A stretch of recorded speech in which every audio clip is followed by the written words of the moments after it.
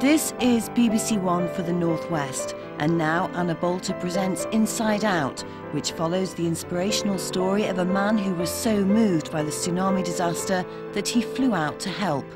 You may find some of the images disturbing. Hello and good evening from a special Inside Out.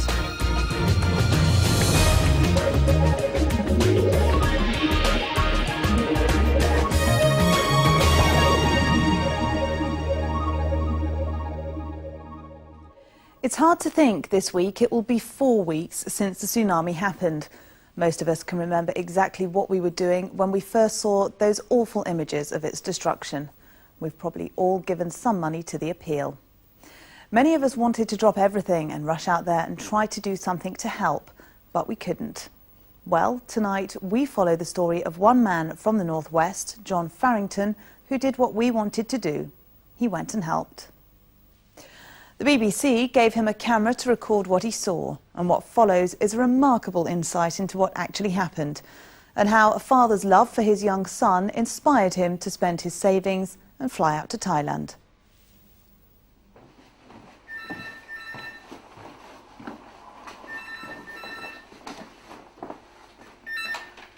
Hello. My name is John Farrington. I'm 35, a single parent, and I live in Wilmslow, Cheshire. I coordinate the work of Dame Jane Goodall's charity Roots and Shoots in Britain. Jane's probably best known for her work saving chimpanzees in Africa, but now she's working trying to help children get a better understanding of nature and the world they live in, and how they can make a difference by helping others. It's something I deeply believe in. I'm not a particularly religious person, and until recently my life was fairly normal. In fact, it was very normal. And then came Boxing Day, and the tsunami. Like most people, I watched in horror as the events in the Indian Ocean unfolded. I have a son, Gabriel. He's 8 years old, and he was the reason I suddenly decided to leave everything I know and love behind and spend my savings on a flight to Bangkok.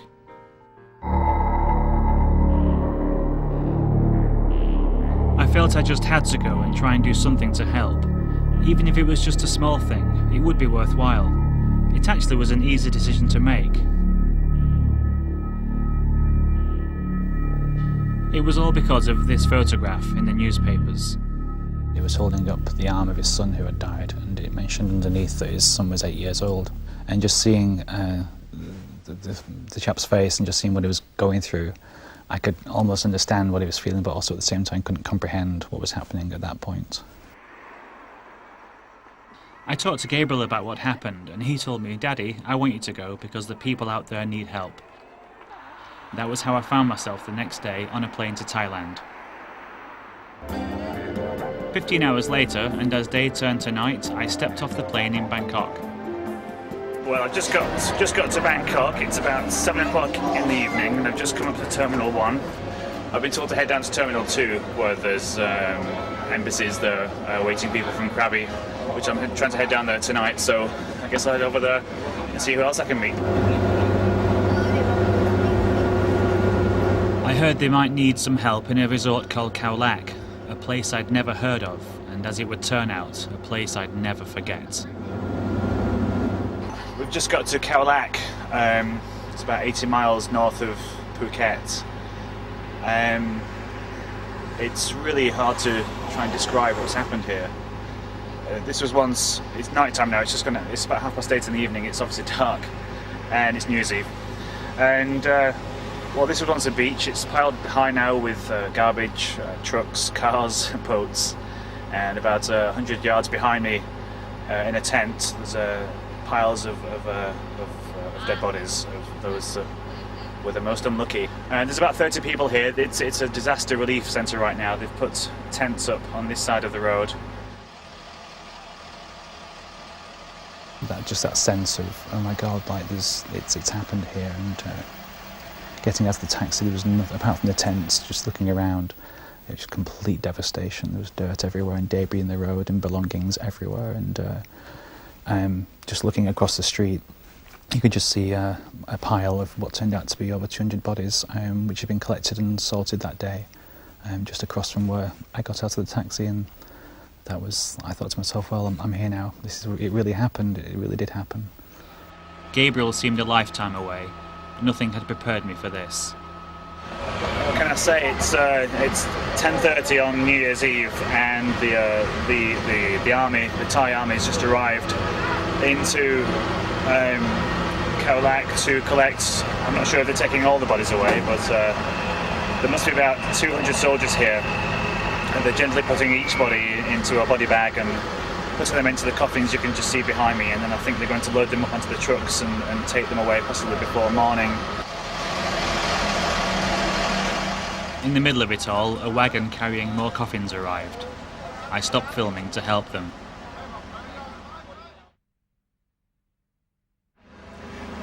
This was one of the most beautiful and popular tourist resorts, to say the least, in Thailand, and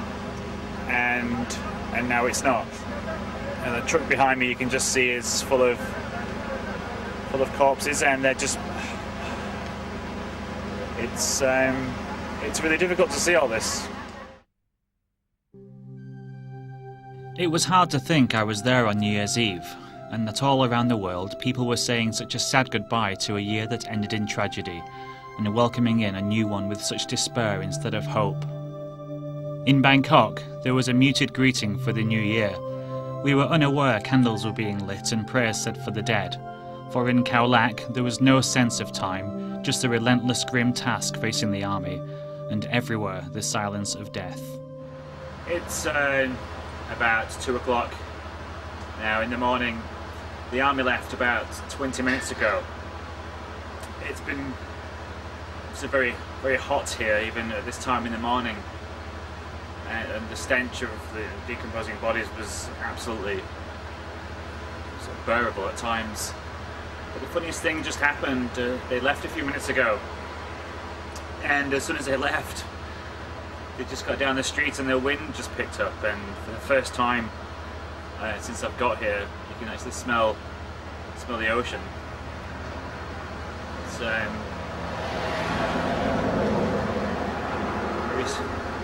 very, very, very strange. Smell the ocean.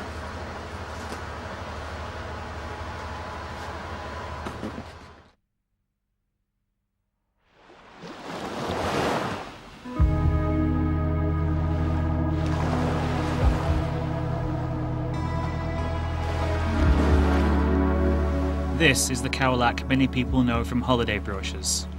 It was one of Thailand's most beautiful resorts, and especially popular with European tourists. And this is what I discovered on my first morning there.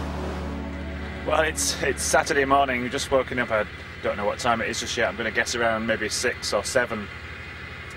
Now we can see things, actually see the full extent of the devastation here. I was going to show you around to so you can kind of get an idea of what actually happened here. This boat, when I got here last night, I was a little bit disoriented, and I assumed that the ocean was over behind those trees, which is why I thought that boat was there. It's an old police boat. But actually, if we pan around 180 degrees, the actual ocean is behind those trees, about maybe 600 meters away. That was the power of the wave, and it's just absolutely amazing to see the devastation here. And this is now, which was once part of the bamboo huts for the holidaymakers. This is all the disaster relief area. These gazebos have been set up for the volunteers. This water here obviously wasn't here before. It's part of the sea which didn't go back, but now it's going to be a problem because of its stagnation and the mosquitoes. And you can look around, you can just see vehicles in the distance.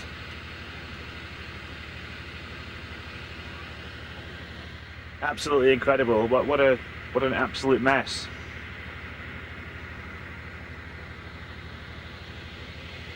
I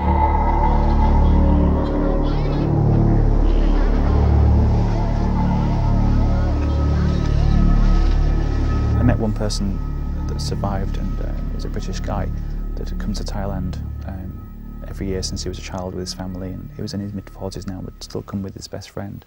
And he said they were out having breakfast that Saturday morning, and what he saw the waves coming in but I think purely out of interest, people stood up to start taking photographs of the wave. And apparently the first wave didn't come in too far, and then all of a sudden the ocean seemed to just empty about half a mile from the beach, and they said it sounded like a train going backwards. That's the sound of what he gave me. That's what he remembered. He then saw the waves crashing up, just piling up on top of each other in enormity to about 30 feet high, and he told his friend to run for his life, and the guy that survived just started running. He lost his friend who couldn't swim. It's the last he saw of him. And the wave caught up to him, and he started to swim, and he got pulled down.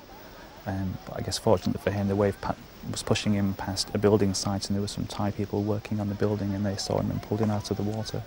But he's the only person I actually met that survived the wave that day, and I met thousands and thousands of people that week.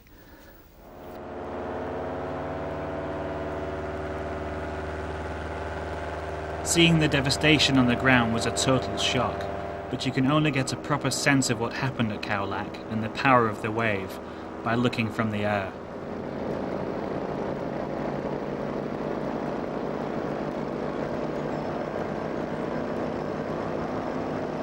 These pictures were taken by a local Thai man who turned up with a power glider, and as you can see, there's nothing left of what was once here.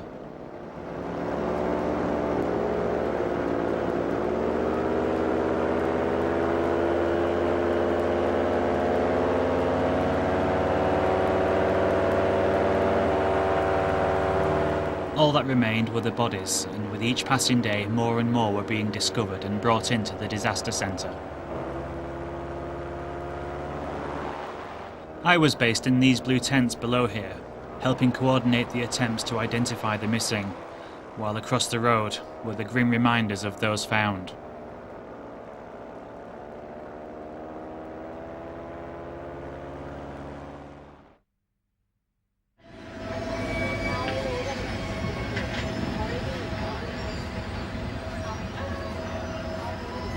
Scandinavian authorities came into the disaster centre about half an hour ago with some passports and with some other documents, driving licences, airline tickets, and mentioned that there was lots of more documents down here. So there's a team of us down here now looking for any documents we can find that we can then take back to the disaster zone log and then ship them to the embassies concerned, and hopefully get anything we can find sent back home to families. We walked past where the bodies were, and just the first thing we saw was piles of motorbikes and vehicles, literally just bent in half, and just stacked by the trees, and just complete destruction. You could sense where the buildings were. You could see toilets and nothing else left of the house. Prams, toys, suitcases, just belongings everywhere, but not a single building. And we walked through the debris and just seeing photographs and postcards on the floor. And I think what really struck me was seeing a pram, a stroller, lying on its side. And it all just seemed very surreal, and none of us were sort of speaking, going down there, just looking at what had happened. And got a little bit closer to the beach, and we saw a brand new car, which had been left on top of what was a garage. The garage about 40 feet high, the car just perched on top of there, and it just didn't seem to make sense. It's like, what's that car doing there? It must have been so powerful, And we got further to the beach, and there was a hotel resort there, and pretty much every building had been damaged there, and just a sense of the destruction. It was difficult to get to the beach because you had to step over so much stuff.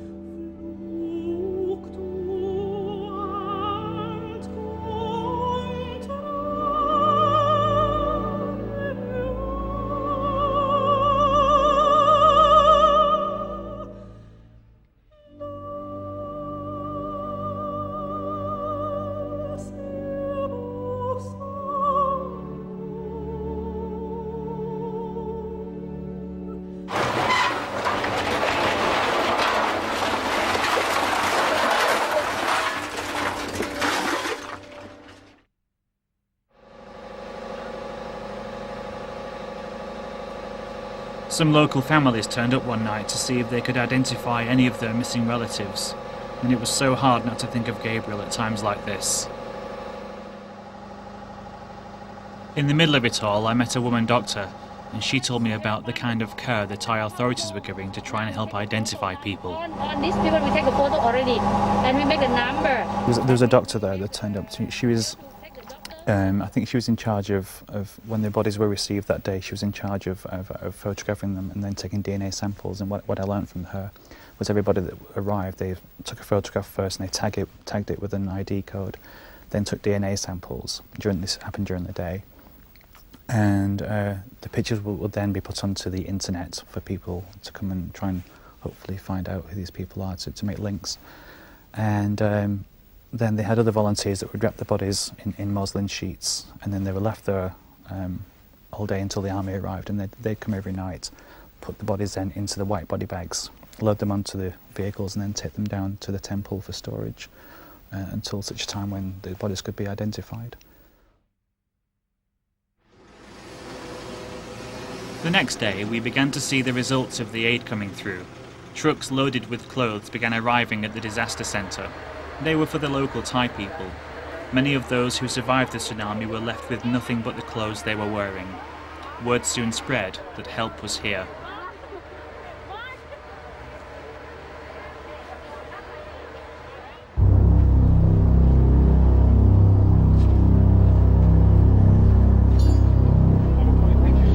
The hardest part for me was trying to help people find those missing, especially when they were looking for children.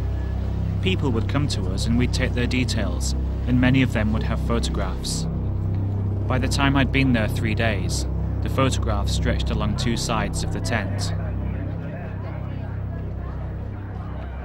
That was the first morning I'd actually seen the full display, and I brought the camera out and just noticed a picture of a young girl, 4 years old, and just looking at her and kind of wondering, what happened.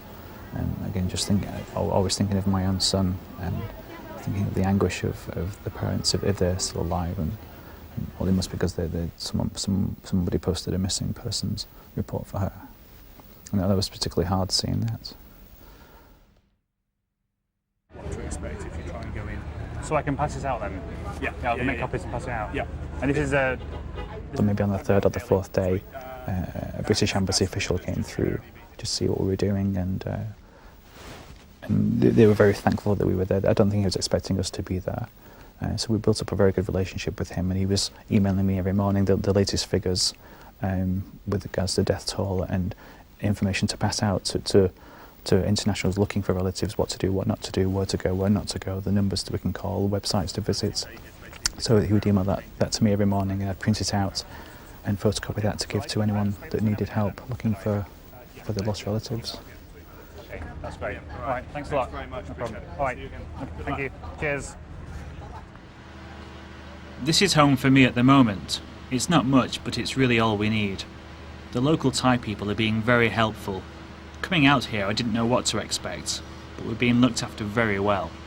I don't know who was looking after us, but we were being looked after by Thai volunteers. I don't know exactly where they came from, but they had a kitchen established there, and they were cooking food 24 hours a day. They were making thousands of meals, not just for the people working on the camp, but for the search and rescue teams that came through, for the army, for any of the Thai locals that had been displaced. They were making food there, so they were cooking 24 hours a day. And there was bottles of water being brought in every day, a mountain of bottled water, which again we used for ourselves, but also would be distributed to the Thai locals that had lost their homes.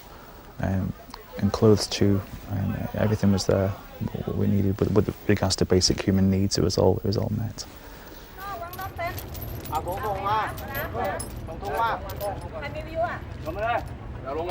It's towards the end of my first week there, and search teams are still going out looking for bodies.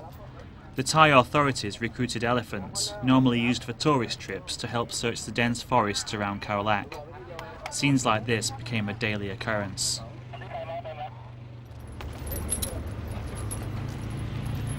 As the elephant team went back out again, a German who was living in Thailand arrived with his Thai wife. He told me that he had just brought a carload of supplies and did we need them. It was a wonderful gesture and was the kind of thing that was happening every day.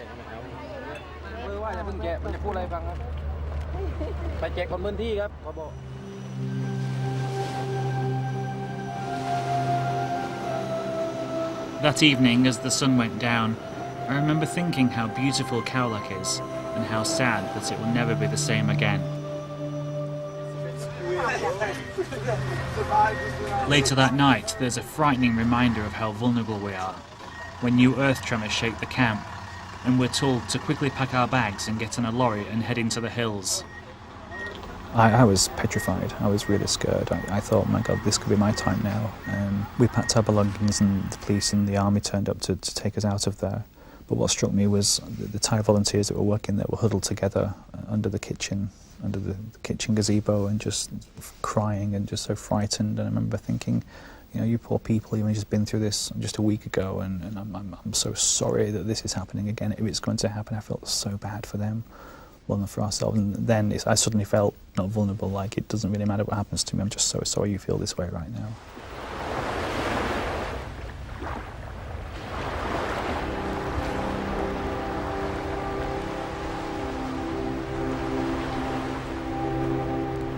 We came back the next day and the beach seemed so peaceful. There were often long spells of eerie silence during the day, then suddenly there'd be the sounds of motorbikes and diggers as the recovery work went on.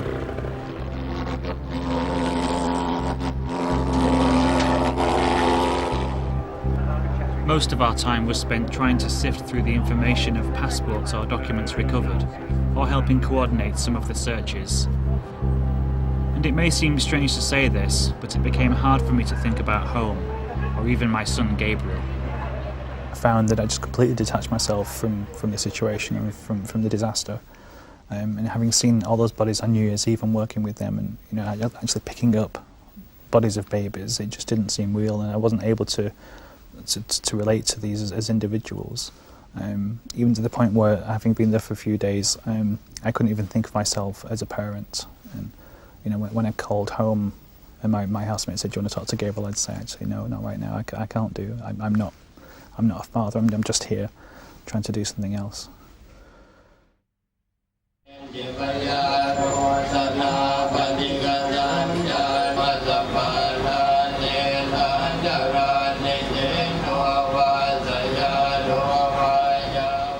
We were working at the front desk, and I then heard this chanting in the background, and we were having a relatively quiet time, so I smiled and my friends demanded I just go and see what's going on.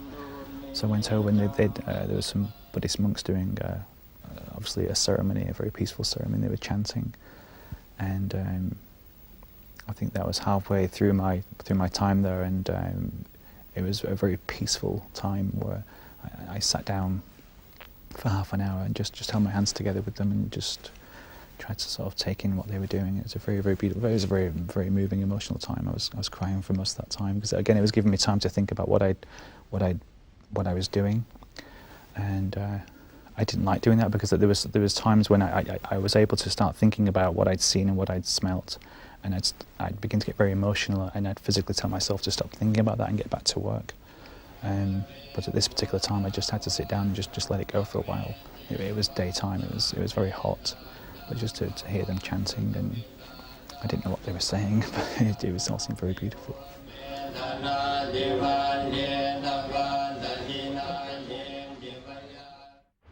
The strangest thing I found about being in Cowlack was that suddenly people wanted to film me. One day, a BBC news crew arrived, so I took them down to the beach. Now all John and the other volunteers can do is comb what remains of this resort for more clues to identify victims. So you're still finding all sorts of things on the beach? Yeah, we're finding, obviously, you know, toys like these. The tsunami hit in the morning at breakfast time, so at that time the beach was full of people out having breakfast. You know, it was a lovely morning. There were obviously children here. But all we can search for right now is documentation, identification, passports, driving licence, credit cards, flight information, which all helps us to find out who was here. Coming to Thailand has been John's first experience of a disaster zone, but probably won't be the last. And then I got a request from the BBC in the Northwest to do a live interview with Gordon Burns for that evening's news programme. But are you glad you made that sudden decision to go out there and to help? Yeah, I'm very glad. I mean, this could have happened next door to me. I believe that these people are still my neighbours and I'm helping them, and they're helping me by just being so incredibly wonderfully nice and so welcoming. And I've never seen as many smiles in my life, even considering what they're going through. The Thai people are just the most wonderful, loving people I've ever come across ever. And this place right now certainly feels like home to me. John, thank you very much. People have said to me, you're very brave and very noble, but it was nothing like that at all. I wasn't thinking of that's what I am. Yeah, just went, and all of us just went, and we did what we could, and there was no thought behind it about thinking that we're very brave and noble and courageous. There was nothing like that, and I don't want to feel that way. It's more common sense. It was common sense of, well, you have to do something, so just go do it. It was tough leaving Thailand, but I couldn't stay more than 2 weeks. In many ways, it's been tougher coming home. It's only now I'm remembering some of the things I saw out there, and most of it will live with me forever.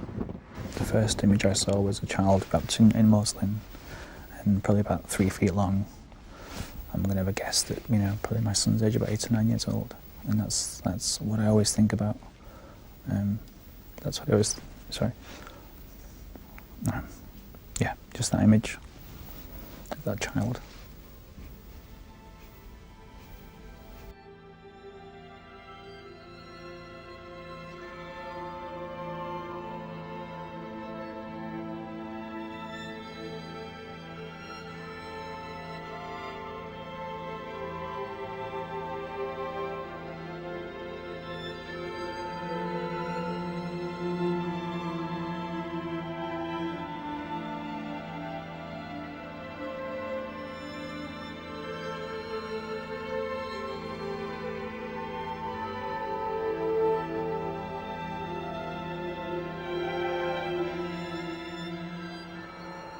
I got home and Gabriel was out with his friends, and he just came home. When he came home, I ran upstairs. He just gave me the biggest hug, and he said something like, "I'm glad you're alive, Daddy."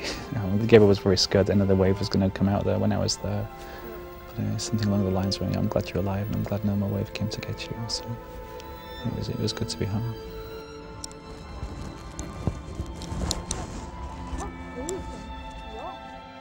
I'm hoping it will be with me for the rest of my life. I sensed how fragile life is, and we can be gone tomorrow. The proof is out there. We can be wiped out tomorrow, and it's just having seen what I've seen, and again just the numbers of people that died out there. Life's just very fragile, and you really have to make your best to make a difference. While you're here, that's all you can do really, and just try and leave a footprint wherever you go.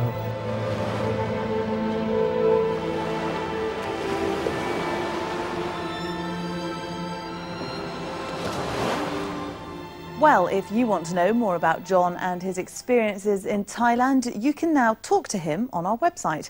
Just email your questions to bbc.co.uk/insideout/Northwest. Next week on Inside Out, JC Normand goes ghost hunting at the Camel Laird shipyard to investigate some spooky goings-on. I've had enough. Well, that's all from us tonight. We're back next week at 7:30 on BBC One. Until then, have a great week.